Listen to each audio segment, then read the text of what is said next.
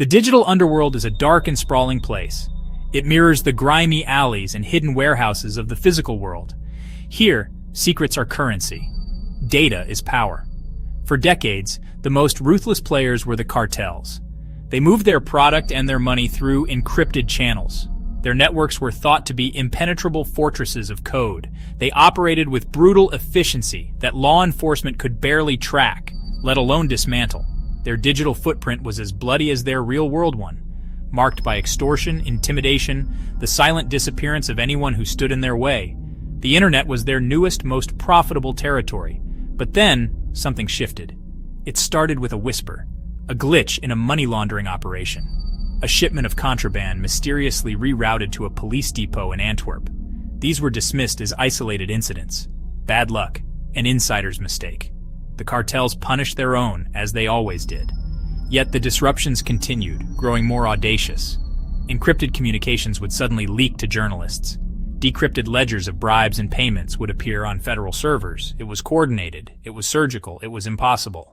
They started calling the hacker Ellis Spectro, the Spectre. The name first appeared on a heavily encrypted forum used by sicarios, or cartel hitmen. One of them posted a frantic message about a target who seemed to know their every move. The hitman claimed the target's phone had received a single, anonymous text, "Run." The post was deleted within minutes, but the name stuck. Ellis Spectro was everywhere and nowhere. They were a ghost in the wires, an unseen force that anticipated every move. They were a technological curse. Ellis Spectro's methods were a masterclass in digital warfare. They didn't use brute force. They were more elegant. They would find a single, overlooked vulnerability. A software update on a lieutenant's burner phone, a poorly secured Wi-Fi network at a money launderer's favorite cafe. From that tiny crack, they would worm their way deep inside the cartel's infrastructure. They moved silently, creating backdoors, cloning SIM cards, planting sleeper code that would lie dormant for months. They never announced their presence. The only evidence was the chaos that followed, long after they had vanished. The mystery of Ellis Spectro's identity only deepened with each victory. They left no digital fingerprints, bouncing across countries in seconds. The game of cat and mouse escalated.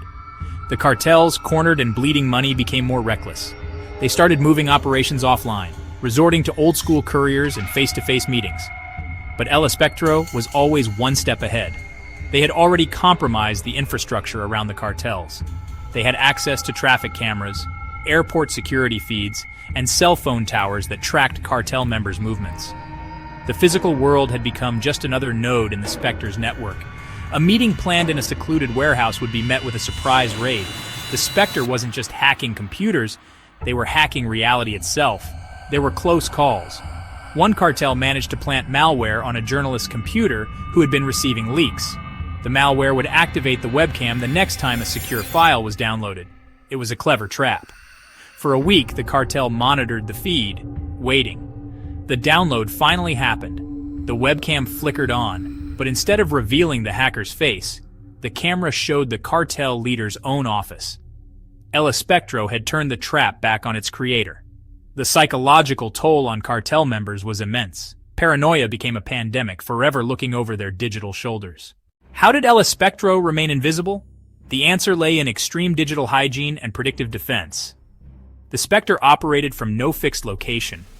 They used disposable laptops, burner phones, bought with cash and abandoned after single use. Each operation launched from a different city, a different country. Hardware was always physically destroyed afterward, melted down, sunk to the bottom of a lake. There was no central server to raid, no home base to pinpoint. The Spectre's fortress wasn't a place. It was a method, a constantly moving protocol. Their security was layered like a Russian doll.